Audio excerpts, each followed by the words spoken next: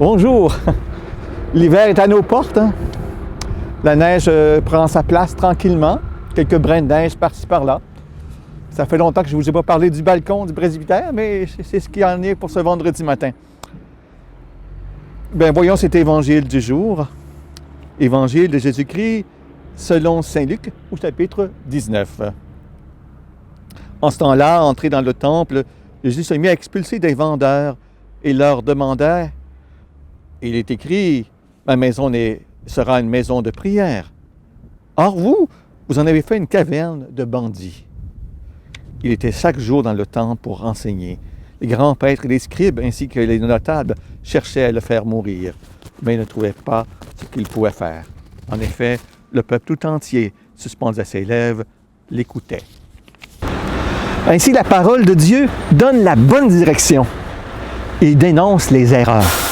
Jésus est scandalisé par le marchandage qui se fait dans le temple de Jérusalem. Il est affecté par ce repère de brigands. Le projet de Dieu est comme contesté. Alors, il n'oriente plus dans la vérité. Notre vécu communautaire, familial, c'est ce qui est central dans la parole. Nous avons tous, par expérience, nous savons que notre vie chrétienne a le danger de s'approprier le don de Dieu.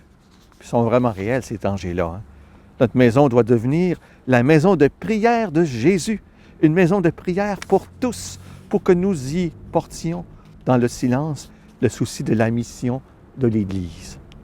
La communauté chrétienne est le lieu d'une perpétuelle conversion. C'est là où travaille l'Esprit Saint qui la rajeunit sans cesse. Nous sommes le temple de Dieu, qui n'est pas fait de main d'homme. Chaque communauté est un lieu où monte louange et sacrifice tout à la fois, pour la gloire de Dieu et pour le salut du monde, comme le disons à l'offertoire à l'Eucharistie. Hein? Nous sommes appelés à devenir l'accueil de Dieu, le lieu où Dieu œuvre pour l'unité et le salut de l'humanité. Le corps du Christ ressuscité est en effet pour tous les êtres humains le lieu de Dieu. Il était chaque jour dans le temple pour enseigner. Les grands prêtres et les scribes ainsi que les notables cherchaient à le faire mourir, mais ne trouvaient pas comment il pourrait faire ça. En effet, le peuple tout entier, suspendu aux lèvres de Jésus, l'écoutait. Jésus, en expulsant tout ce qui prenait de la place du lieu de culte, redonne à Dieu sa place. Et le peuple de Dieu entre en jubilation. Nous sommes conviés au rassemblement universel de toute l'humanité dans l'unique corps de Christ. Toute la communauté que nous formons, à partir des pierres vivantes que nous sommes, même s'il ne s'en manque que 25 dans l'Église le dimanche, bien, ça grandit un temple saint dans le mystère du Christ, Jésus.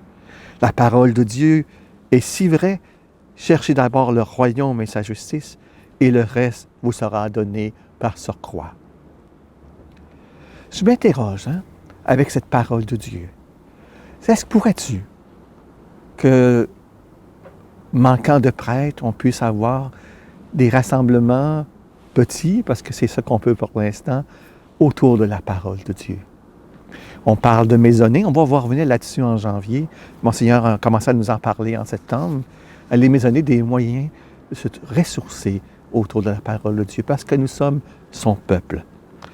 Nous demandons la grâce d'entendre cette parole et d'entrer dans le mystère de Jésus qui nous sauve. Amen. Bon vendredi.